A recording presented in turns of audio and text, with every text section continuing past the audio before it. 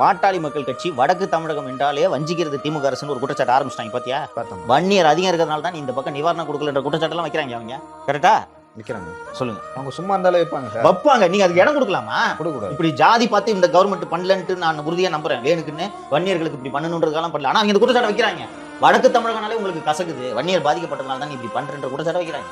அது ஒரு உண்மை கூட சார். ஏன்னா இப்போ தூத்துக்குடியில் வெள்ளம் வந்தப்போ வந்து போய் எல்லாம் பார்த்தாங்க, கண்மொழி பார்த்தாங்க, எல்லாம் போட்டாங்க.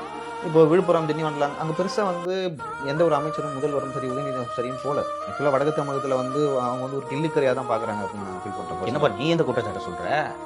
அப்படியே அரசு ஜாதி பார்த்து பண்ணுது? நீ ஜாதி பார்த்து பண்ணல சார். அவங்களுக்கு வந்து சவுத்தில் வந்து கொஞ்சம் கேஷ் பாலிடிக்ஸ் இருக்குது. ஸோ அங்கே போனால் வந்து அது பெருசாக பூம் ஆகும். ஓகேங்களா?